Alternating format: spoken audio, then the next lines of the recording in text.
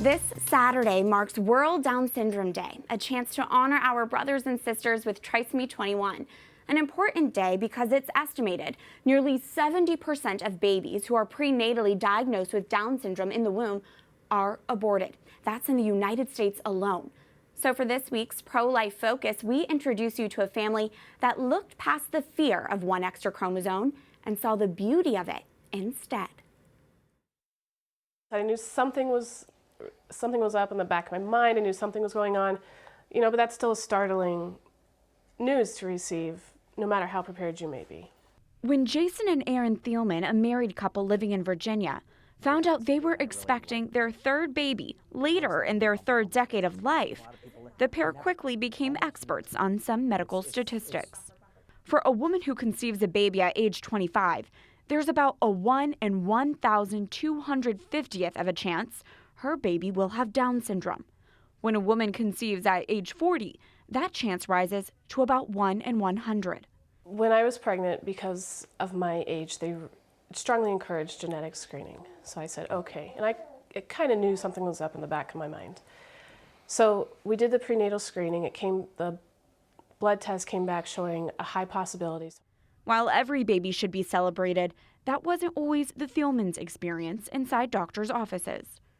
One of the doctors really pushed us towards abortion. I went to a lot of those appointments on my own because third child, we got this, we're good. And especially if my husband was not present, she would use very archaic language. Your child will be a burden on society. He will be mentally retarded. He will likely have to have surgeries, and that will make him even more retarded. Very archaic, hurtful language. Instead of ever considering an abortion, the two decided to walk forward in faith. The Thielmans are devout Catholics and passionate about the pro-life cause. Jason Thielman is even chief of staff to Senator Steve Daines, chair of the newly formed pro-life caucus in the U.S. Senate. So in September of 2018, Andrew Paul Thielman made a welcome entrance into his home. Andrew perseveres. He was in the NICU for 30 days. He had surgery for Hirschsprung's disease when he was 15 days old. And I think he was stronger than us at that time. When Erin was later hospitalized for health issues of her own, the family learned pressure to abort their son with Down syndrome didn't end in the womb. One of the doctors, he asked how much stress I'd been under, and I was like, well, I had an emergency C-section. The baby has Down syndrome. He had surgery when he was 15 days old. We just got him out of the 30-day stay at the NICU. We've had some stress. He said, didn't you know you had the choice to abort your baby? You could have saved yourself and not been going through this had you had an abortion. And I was laying in my hospital bed, pretty weak, and I just told him, get out. At about 9 months old now, baby Andrew is proving to be a gift to the Thielman family. He's my pacifier.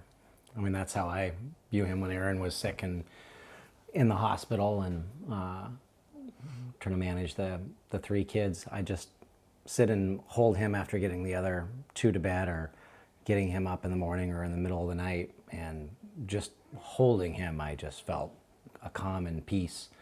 He will just hug you right away or kiss you right away.